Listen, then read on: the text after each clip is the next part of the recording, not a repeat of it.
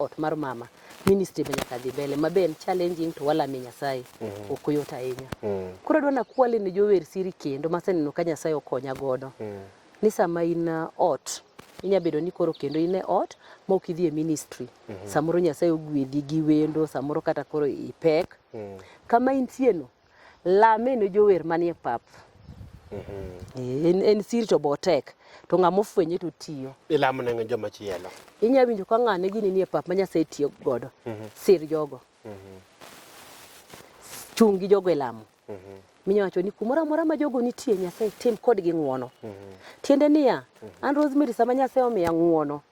Nitie joma chopo negi, masa mane papno iluongo ni fans ga, mago gin fans ga. Ma en Rosemary ni ma kowinjo to nwang'o kokonyore. Kowinjo wen Rosemary no to konyore. Koro sama onge, fans na kama Nyasaye okete lweta ka koro gichalo fans. Gichal nyithindo ma onge min gi. Nikech ok giwinj kuom alal. Koro gibedo motuo kuom wach manyicha miyogi.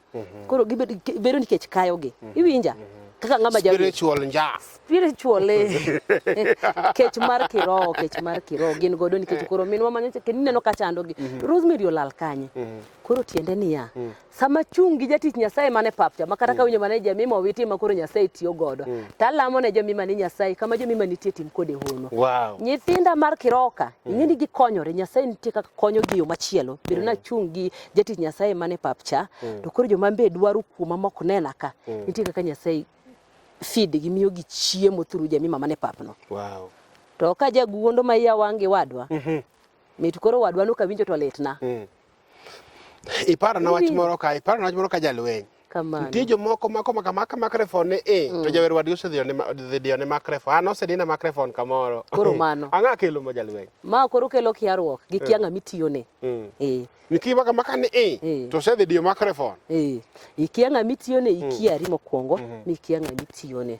To ka fwenyo ni Nyasaye achiel ema wapako cha. To ka winjo ka mumbo pake.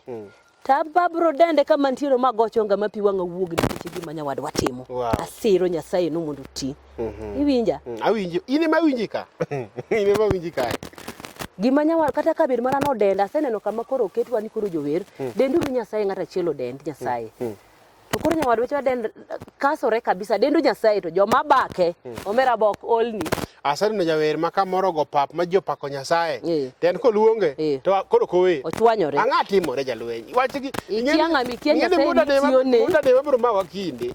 Muda ma wakinde kechi wechegi ing'eni ji to gocho ka mumbu ja kadongo ya ng'ama timore yawa kod buno ing'eni chok mondo manyi gino osechando ji mang'eny. Osechando kanisni jo priesti na gigolo ok gol sadaka gacho ni gin gi madhabahu jo priesti ni ja kibodo claim.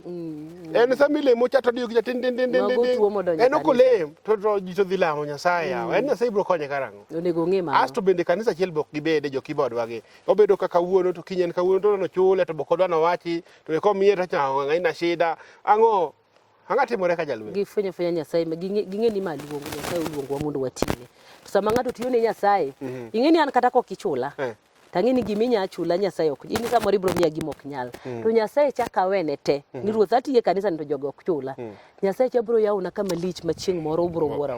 Wow. Koro weuru deo chudo moko matindo maonge kuma tere ji. Jotine Nyasaye. Mar ariyo maduong' molote diere moro ka mama moro noluonga mondo wadhi wago secular to nyisa gik michulo ji kono. Molicho na kaka lich. To nanyise ni wawach ni wach achiel. An katiyo ne Nyasaye ni kata mana wer miwero ni ma wero mito mulo chuny Nyasaye kama obede nikech wacho ni un samoro kiwer ne dhano momulo ogolo gari ogolo gik malich. Tawuoro gima ka wer mamulo chuny Nyasaye ni gima domiya. Tawuoro ne ni gima lich na moloyo. Ngima mokrum ma dhano ok nyal miya. Nyasaye kwani to nyamiya. Wow.